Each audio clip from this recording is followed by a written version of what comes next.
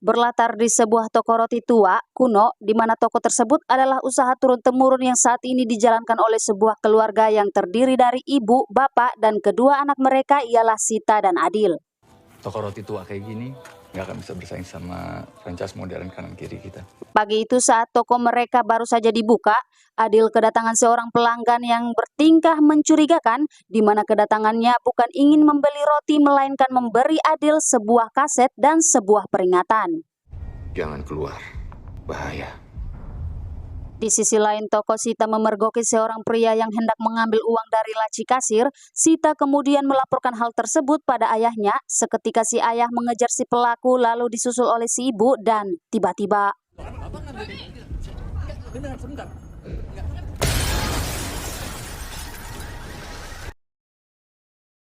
disinilah mereka berdua ialah di kantor polisi dan saat dimintai keterangan si Adil menceritakan semuanya kecuali sebuah kaset pemberian si pelaku bom bundir. Jadi, pria yang mendatangi Adil di awal film diduga sebagai pelaku bom bundir dengan membawa nama agama dan ingin mati di jalan Tuhan. Kemudian sepulangnya mereka dari kantor polisi, kita akan diperdengarkan isi dari kaset tersebut ialah rekaman suara orang-orang yang menjerit akibat siksa kubur.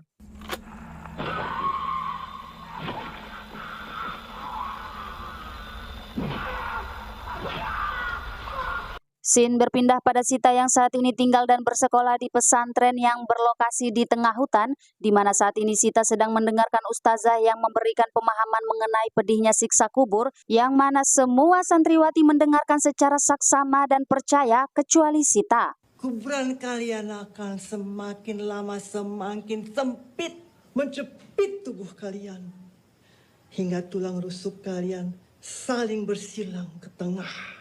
Sorenya Sita dan Adil berniat keluar dari pesantren tersebut lewat jalan satu-satunya ialah sebuah terowongan tua. Mitosnya siapa yang masuk ke sana maka orang tersebut tidak akan pernah kembali. Motif Sita ingin sekali keluar dari pesantren itu ialah ingin mencari makam si pelaku bom bundir dan membuktikan bahwa siksa kubur itu tidak ada. Terus kalau udah terbukti nggak ada apa-apa, terus apa sih? Artinya Bapak Ibu dibunuh bukan sama orang jahat yang percaya sama setan, tapi sama orang yang percaya sama agama. Saat berjalan menelusuri terowongan, nafas mereka berdua mulai terasa berat. Dalam kegelapan keduanya pun terpisah. Disinilah Sita menemukan seonggok hantu bocah bernama Ismail. Sita pun berlari kembali dan dirinya sudah ditunggui oleh ustazah dan lainnya termasuk Adil. Malamnya tak sengaja, Sita mendengar ustazah yang sedang membicarakan Pak Ilham, si pemilik panti, yang malam ini juga akan membawa salah satu santri ialah Adil, sebagai santri yang terpilih akan dibawa ke kediaman beliau.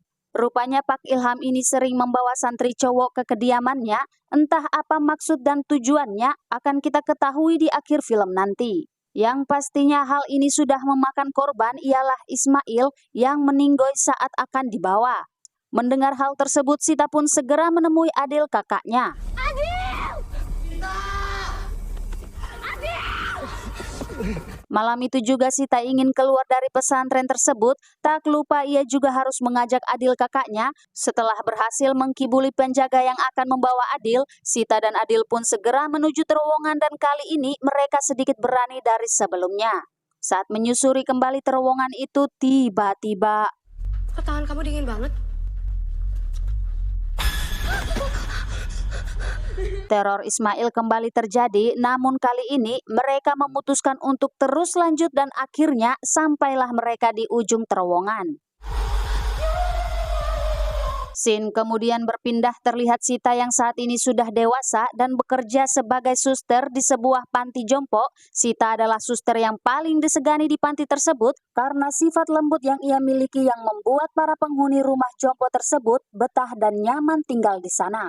Kita akan difokuskan pada 3 orang penghuni panti, diantaranya ialah Bu Nani dan Pak Beni yang merupakan Pak Sutri dan Pak Wahyu. yang merupakan orang kaya di antara pasien-pasien, loh kok pasien, di antara semua penghuni rumah jompo tersebut. Suatu hari penyakit Pak Wahyu kambuh, tiba-tiba saja dirinya hilang ingatan, kemudian Sita datang menenangkannya lalu merekam Pak Wahyu diam-diam. Rupanya Sita ini sering memantau Pak Wahyu, entah apa alasannya, yang pastinya hal tersebut masih berkaitan dengan keyakinannya perihal siksa kubur. Sebenarnya orang yang mengaku melihat hantu, setan, atau hal gaib lainnya itu, mungkin penjelasannya simpel.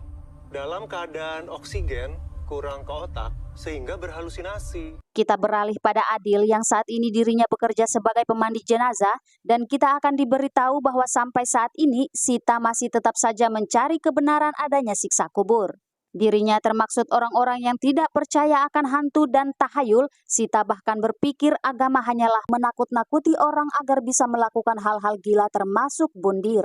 Malamnya saat Sita sedang berada di kamar Pak Wahyu, mereka berbincang soal siksa kubur, di mana Pak Wahyu ini adalah orang yang tidak percaya agama, bahkan dia berkata bisa melakukan kejahatan di dunia tanpa merasa bersalah, dan saking kayanya Pak Wahyu ini mampu mengecoh hukum dunia. Beliau ini tidak percaya adanya siksa kubur karena menurutnya jika seseorang sudah maut, maka tidak ada yang perlu lagi disiksa. Atas hal itu ia bisa melakukan apapun di dunia tanpa takut. Termasuk membiayai pesantren, tapi memperkosa santri-santrinya. Ya, ternyata inilah alasan Sita yang selalu memantau Pak Wahyu. Rupanya beliau ini adalah Pak Ilham, si pemilik pesantren yang biasa melakukan kekerasan seksual terhadap anak santrinya, termasuk Adil, kakaknya Sita. Di saat yang bersamaan muncullah Adil yang seketika trauma masa kecilnya kembali saat dirinya melihat Wahyu yang pernah melecehkannya.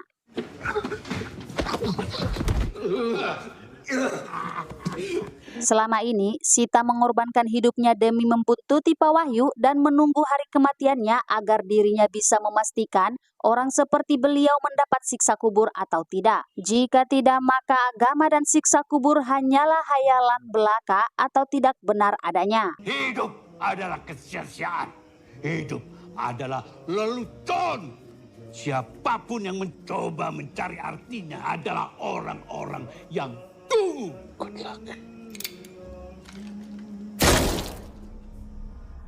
Wahyu pun memautkan dirinya sendiri dengan dalih ingin membantu Sita menuntaskan rasa penasarannya tersebut. Singkat cerita, disinilah Adil dan Sita di atas makam Pak Wahyu, di mana Sita akan ikut menguburkan dirinya agar bisa menyaksikan siksa kubur yang akan dialami Pak Wahyu. Sita kemudian menyalakan handycamnya sementara Adil duduk berjaga di atas makam. Paginya terlihat Adil membuka kembali makam tersebut dan tidak terjadi apa-apa pada jasad Wahyu malam itu. Sita pun kembali ke panti dan kembali melakukan pekerjaannya seperti biasa. Walaupun kejadian di makam Pak Wahyu malam itu tak sesuai dengan harapannya, ia tetap ingin menyampaikan pada orang-orang lewat media televisi tentang kebusukan yang dilakukan Pak Wahyu selama masih hidup dan keikutsertaannya dalam menguburkan dirinya bersama beliau. Di mana hal tersebut ia lakukan untuk membuktikan kebenaran adanya siksa kubur. Karena dirinya tidak menemukan penyiksaan pada jasadnya si Wahyu, maka Sita makin yakin kalau kematian orang tuanya disebabkan oleh orang yang ditakut-takuti oleh agama. Setelahnya, Sita pun menjalani kembali kehidupannya sebagai suster di rumah jompo, namun sejak saat itulah dirinya mulai dihantui oleh Pak Wahyu. Suster Sita. Suster Sita. Tiba-tiba saja malam itu Bu Nani datang memberitahunya kalau Beni suaminya telah berselingkuh. Pak Beni yang ketahuan selingkuh dengan suster lain pun kemudian memohon maaf pada Nani istrinya. Melihat Nani yang kecewa itu pun, Sita berusaha melerai keributan dengan memisahkan mereka berdua. Nani yang baru saja mengencingi celananya sendiri kemudian mencuci celananya tersebut menggunakan mesin penggiling. Melihat cincin pernikahannya ikut masuk dalam mesin tersebut, Nani pun berusaha mengambilnya dan tiba-tiba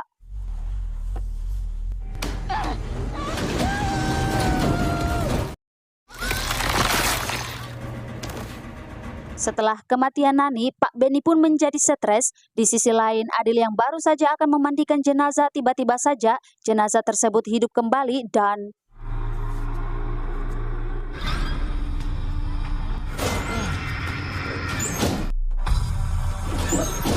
Kembali ke rumah Jompo di mana Pak Beni terlihat berusaha membun-bun si suster yang menjadi selingkuhannya tersebut, dan saat Sita menyuruhnya pergi, tiba-tiba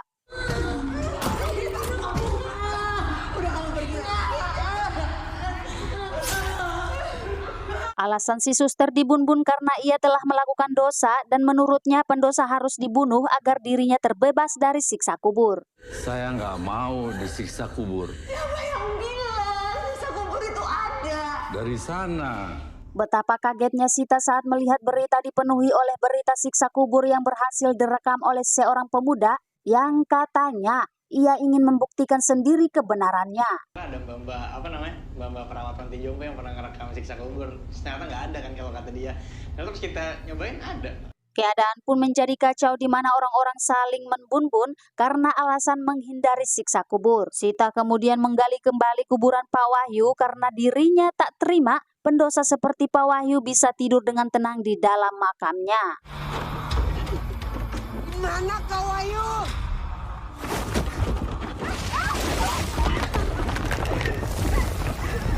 Seketika Sita terbangun dan situasi pun kembali seperti sejak pertama dirinya memutuskan ikut dikubur. Itu artinya kejadian sejak dirinya keluar dari makam Pak Wahyu hingga tewasnya Nani dan si suster adalah semata-mata hanyalah mimpinya sendiri saat berada dalam makam bersama Pak Wahyu. Terlihat jasad Pak Wahyu di sampingnya baik-baik saja, namun tiba-tiba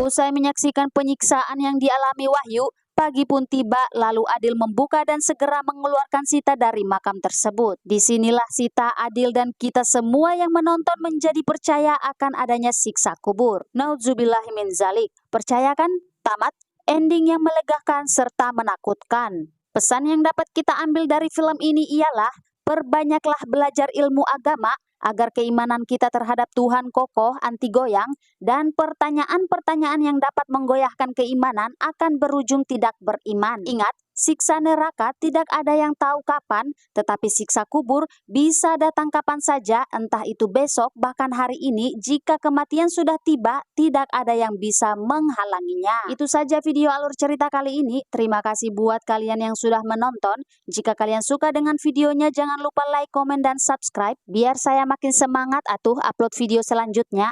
Ya, semoga sehat selalu dan sampai jumpa di alur cerita film selanjutnya. Adios.